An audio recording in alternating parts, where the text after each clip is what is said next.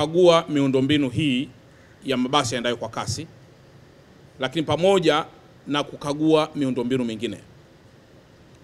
Kwa hiyo awali ya yote nitumie nafasi hii kwanza kumshukuru Mungu mpaka hapa tulipofikia.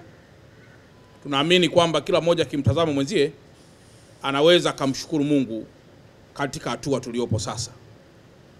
Lakini jambo la pili la muhimu ni mshukuru sana Amiri Jeshi Mkuu na Rais wetu wa Jamhuri ya Muungano wa Tanzania. Kwanza kwa yeye mwenyewe kushika tena madaraka haya kwa awamu ya pili, lakini pia kuendelea kuiunda serikali. Lakini tatu la muhimu ni tamko lake la kuendelea kujenga Tanzania yenye maridhiano, kwa maana tupate nchi ambayo inaweza kuzungumza lugha moja, tupate nchi ambayo Watanzania watakuwa na furaha juu ya rasilimali zao na juu ya serikali yao. Ndugu zangu wananchi na waandishi wa habari kwa ujumla, hapa nyuma yangu ni sample ya basi ambalo limevunjwa vioo, lilitaka kuchomwa, lakini ikiwa ni muendelezo pia wa mabasi mengine ya UDART ambayo pia yalichomwa. Na kwa sasa serikali inaendelea na tathmini kuhusiana na kiwango hicho cha uharibifu wa miundombinu ya serikali, miundombinu ya watu binafsi, lakini pamoja pia na wale wengine ambao wamepata madhara katika maisha na katika mambo mengineyo. Kwa hiyo jambo la muhimu ni wasihi tuendelee kuwa na utulivu, ni wasihi tuendelee kujenga upendo, lakini wasihi sana pia tuendelee kuwa wamoja. Na ni wasihi pia kwamba migogoro ya namna hii tusiangalie katika jicho la kawaida. Tunaweza tukagombana mimi na wewe ndani ya taifa letu, lakini akawepo adui mkubwa wa maendeleo yetu anayetuchungulia sisi tukiwa tunalumbana na akapita katikati yetu. Mwisho wa siku migogoro ya namna hii ikaligawa taifa, ikapasua taifa, ikazorotesha maendeleo, na sote tukarudi tena katika nchi ambayo amani itabaki kuwa historia. Kwa niendelee kuwaomba sana Watanzania wa Dar es Salaam kwamba sisi tumebeba dhamana ya maisha mengi sana ya Watanzania wenzetu. Tumebeba dhamana na maisha ya watu wengineo ambao wanategemea Dar es Salaam katika maisha yao. Mtaungana mimi kwamba wenzetu wa Zambia, Malawi, Kongo na baadhi ya nchi zingine ambazo zina bandari zinategemea sana ukanda huu wa Dar es Salaam kuweza kufikisha mizigo kwenye mataifa yao. Sambamba na hili, tarehe 29 ya mwezi wa 10 uchaguzi ulikwisha. Na kama uchaguzi ulikwisha, ni wajibu sasa sote tuweke hasira zetu kando, tujenge taifa letu. Taifa letu kwa muda kama siku 3 baada ya kuwa na lockdown, naamini sio hasara tu ya fedha tumeipata, kuna hasara za maisha pia, kuna hasara za maendeleo tumezipata, pamoja na hasara zinginezo nyingi tu ambazo kama hali hii inaweza kujirudia tena, madhara yake yanaweza kuwa pengine makubwa, au taifa letu linaweza kukwama zaidi katika maendeleo yake. Kwa hiyo ni toe rai hii zaidi, kama ambavyo Mheshimiwa Rais amekushaahidi ndani ya siku 100 ata launch mchakato wa katiba mpya, lakini ndani pia ya siku hizi chache anaanzisha mchakato wa maridhiano.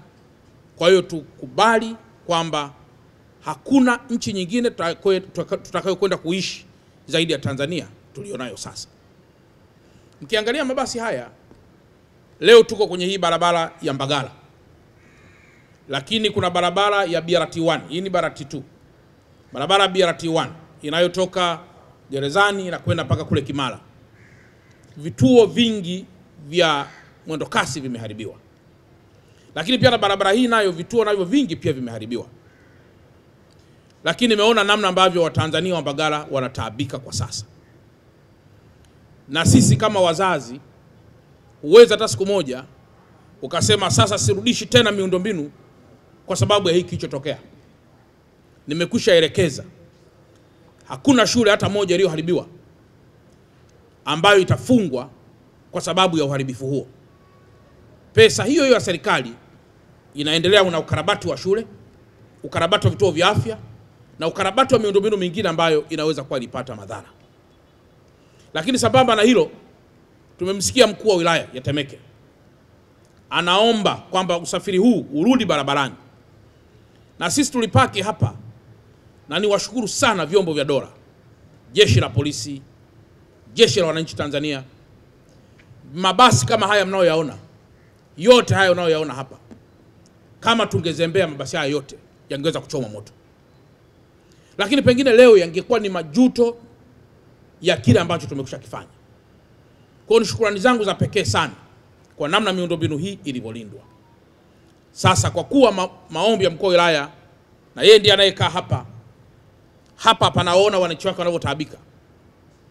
Leo ni tarehe 18 ya mwezi wa 11 2025, na waelekeza DART, na waelekeza UDART, na waelekeza TANESCO, taasisi zote za serikali zinazohusika kwa pamoja chini ya katibu tawala wa mkoa ndugu yangu Muhinte, wahakikishe tarehe 20 ya mwezi wa 11 2025 Alhamisi saa 2 asubuhi au hata kabla, mabasi yote yanaingia kwenye barabara kubeba wasafiri wa hii barabara ya Mbagala kuelekea mjini.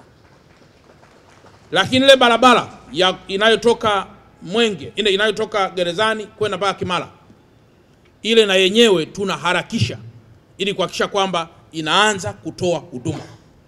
Kwa hiyo tupo saizi kwenye matengenezo, tumeagiza pia baadhi ya vifaa, vitakapokuwa pia vimefika tutaanza pia kule. Lakini tarehe 20 kabla hata saa 2 barabara hii nione mabasi yameshafika, yanapakia abiria kwa utaratibu mzuri mtakaoweka. Hii imeshakuwa ni hasara, na kwa muda huu hasara lazima wakati fulani huwa watengenezaji ni sisi wenyewe pia wananchi, kwa sababu hakuna namna serikali inaweza kutoa pesa mahali popote zaidi ya kodi hizo za Watanzania ziweze pia kukarabati mabasi haya na ziweze pia kujenga vituo hivi. Kwa hiyo Alhamisi saa 2 au kabla saa 2 mabasi ya mwendo kasi ya njia hii ya Mbagala yaanze kufanya kazi haraka sana. Na mwisho, jeshi la polisi na majeshi yote ya vyombo vya dola tulionayo hapa waendelee kurusha macho yao ili kuyalinda mabasi haya na kulinda miundombinu hii. Nafahamu wapo Watanzania wema sana ambao wakati wote wamekuwa ni mabalozi wazuri wa amani, na wapo pia wenzetu wachache ambao mtu anachukia, anaona ashike jiwe, ashike moto, alipue kila kitu. Hasa ukilipua kila kitu utaishije?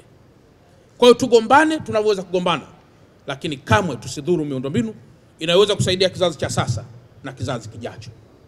Na mwisho, sote baada ya serikali kuundwa tuendelee kuwa na heshima kubwa sisi kama Watanzania, kuheshimiana wenyewe, kuheshimu serikali zetu, lakini tukaribishe mazungumzo ya mara kwa mara kwa kile ambacho nadhani umekwazika nacho.